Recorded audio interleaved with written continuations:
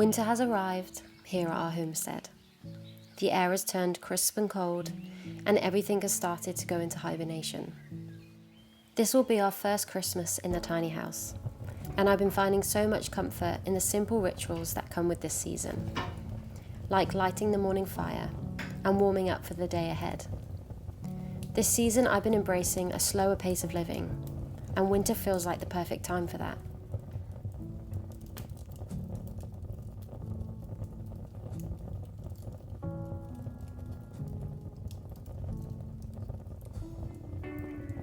One of my favourite cold morning comforts is a warm cup of chai. So while I've got some time this morning, I'm going to make a fresh batch from scratch with fresh ginger and whole spices.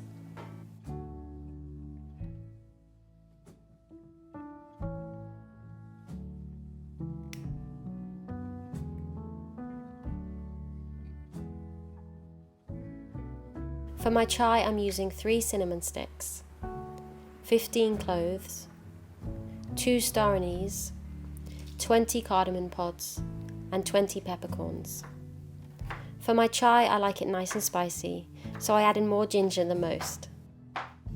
Add everything to your saucepan with 1 litre of water and bring it to a gentle simmer for 20 minutes, giving the spices time to fully infuse. For mine, I also like to add lemon, as one of my favourite things to do is to have my chai cold and enjoy it like an iced tea. And the lemon adds so much freshness. But if you prefer to have your chai with milk, then skip this step, as the lemon will make it curdle. For the last 5 minutes, I add in 4 bags of tea. I love to use rooibos tea for mine, which is naturally caffeine free, and it also adds a hint of vanilla.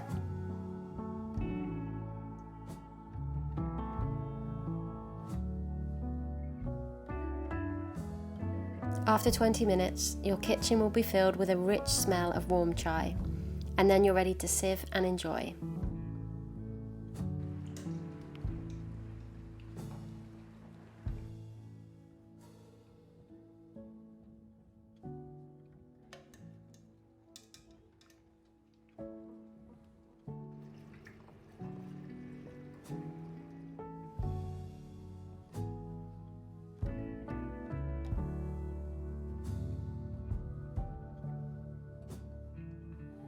I wish you could smell how good it smells in here. So I've just finished making my chai, and I've actually made enough to last the whole week, so all I need to do is reheat it at a later date. And today we are going to be making some homemade Christmas decorations, so I'm going to get ready now to go out and find the perfect fabric. To find the perfect fabric, I visited Melin Tregwynt woolen mill in Pembrokeshire, a mill dedicated to preserving the tradition of Welsh weaving and renowned for its beautifully crafted blankets. During my visit, I got to see just how much of that heritage still lives in the craft today. And what was once powered by water is now driven by modern machinery, but the principles is still the same.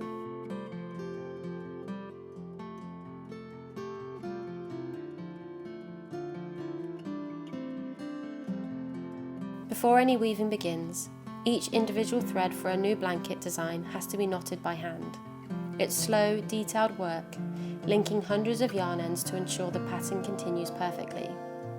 This can take 1 to 2 days depending on the complexity of the design.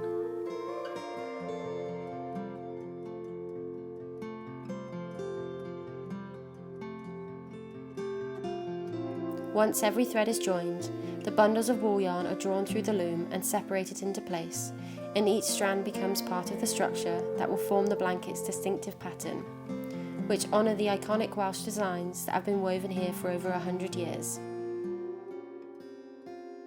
Then they're ready to wake up the loom.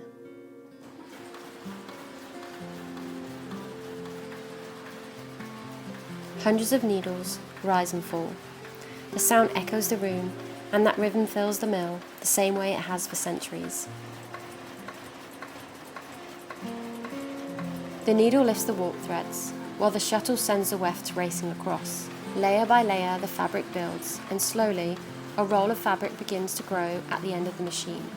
A new Welsh blanket, crafted with a blend of tradition, design, and patience. Watching a blanket come to life, thread by thread, you can feel the history woven into every pattern, some centuries old, but continuing to connect the past and present, still woven on looms, still made from wool, and still carrying the history of the landscape and the people that created them.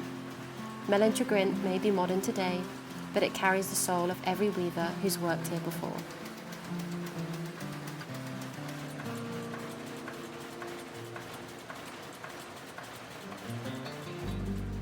Afterwards, I went to pick my fabric from their on-site shop. Welsh blankets are considered true family heirlooms, passed down from generation to generation. In fact, we have one of John's great-grandparents' blankets, and it's one of our most treasured possessions. So we thought it would be really special to make our first Christmas decorations for our cabin from wool that had been collected and woven right here in Wales.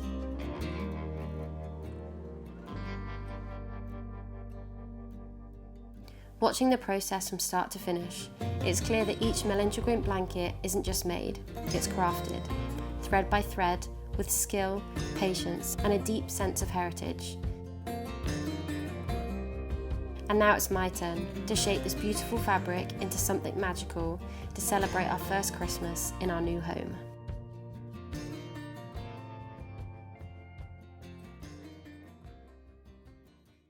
Back at the cabin, I decided to make some stockings for my husband John and I. Sewing is still very new to me. I've had this sewing machine for over 10 years, but I always felt too intimidated to start. Last month, I finally booked onto a beginner's sewing class, which I loved, and it gave me the confidence to stop overthinking and just start. I'll admit, I was really nervous about cutting the fabric, knowing how much time, skill and care had gone into weaving the wool. I didn't want to ruin it, but this felt like the perfect first project to take on at home.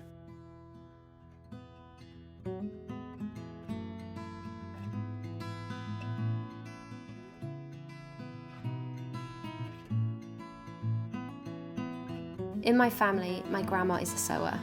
I remember her teaching me to knit and cross-stitch when I was a child, and even now, whenever I compliment her on something she's wearing, she'll often reply, "Oh, I made this years ago." It can feel daunting to start a new hobby as an adult, but I hope this is the beginning of my own journey, learning to make and mend things for myself, just like my grandma has always done. With my needle threaded, I was ready to start bringing my stockings to life. I took it slowly, one seam at a time, reminding myself that learning doesn't need to be rushed. Working with a material like this, you're more mindful. It encourages you to slow down and pay attention. I'm still learning and still making mistakes, but this isn't about perfection. It's about learning as you go and honouring the effort that went into making this wool in the first place. And just like that, 2 Welsh stockings take their place in our cabin, made slowly with care, ready to hold the quiet magic of our first Christmas here. I'm so happy with how my stockings turned out, and if you're looking for the perfect stocking filler or doing any last-minute Christmas shopping, for today's video I've partnered with Wild. If you're new to Wild, they're the UK's #1 refillable deodorant brand. Their formulas are free from aluminium, salts and parabens, and they give you 24-hour freshness, which is why I've been a customer for over 2 years now. This Christmas, Wild have partnered with Peanuts to create this limited edition Snoopy case, which they've paired with this vanilla and butterscotch deodorant scent. And if you're looking for the perfect stocking filler, this will make such a nice gift. All of Wild's deodorants come in reusable aluminium cases, and each refill saves around 30 grams of plastic. Refilling is super simple. All you do is pop open the case, slide in the refill, and you're done. Wild also makes some other amazing products, from their refillable hand and body wash to their lip balms. What I love is typically products like these are made from single-use plastic, which most people replace every few weeks, but Wild's products have been designed to last a lifetime. Since launching in 2019, they've saved over 612 tons of plastic going into landfill, and all their formulas are vegan and cruelty-free. If you're looking to try a more sustainable deodorant or bathroom products, or you're doing any last-minute Christmas shopping, you can get 20% off with my code WEST20. Just head to the link in my description, and Wild deliver worldwide. Thanks again to Wild for sponsoring today's video. Another winter project I had on my list to make was a wreath. I wanted to create something a little different from a traditional Christmas wreath, made with holly or evergreen, and instead I decided to use bracken. Here on our land and all around us, we're surrounded by it. In winter it turns a deep earthy brown, and the texture becomes beautifully crisp and sculptural. It feels perfectly in tune with this season, natural and a little wild. Working with bracken does come with a little care. It's important to make sure it's fully dry and that the spores have already dropped before handling it. Once I'd collected enough, it was time to start making my wreath. For my wreath, I'm using a grapevine hoop, gardening scissors, some garden wire, ribbon to hang it, and my freshly foraged bracken. I start by cutting the bracken down to length.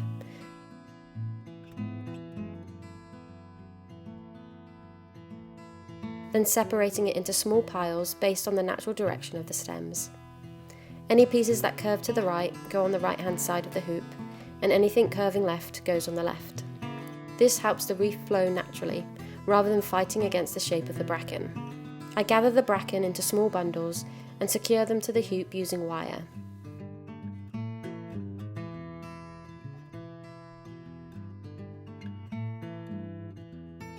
Each new bundle is layered over the last, making sure the wire from the previous one is hidden, and slowly the wreath begins to take shape. There's no rush here, just working with the material and letting it guide the shape and trusting the process. Wreaths have long been used to mark the changing of the seasons. Their circular shape, a symbol of continuity, protection and home. Placing one inside the cabin feels like a quiet way of marking the shift. From outside to in, from autumn to winter. Bracken, also tied to the landscape, feels like the perfect material, wild, resilient and shaped by the season itself.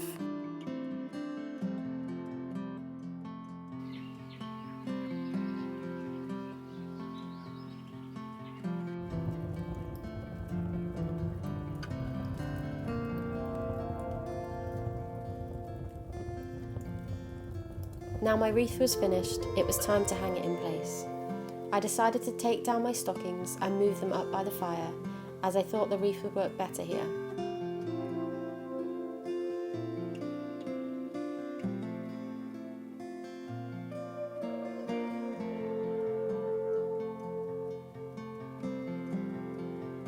I'm so happy with how my wreath turned out, and I think it looks perfect above the chair. And because I've done it in the bracken and it's not really Christmassy, I feel like it's something I can keep up in the cabin all year round. But I've had such a nice week getting the cabin ready for Christmas and making it feel more like a home. I've got a special video going live on Christmas Day. We are going to be harvesting our vegetables and then cooking Christmas dinner on the fire. So we're really excited to share that video with you. But that's everything for now, and we'll see you next time.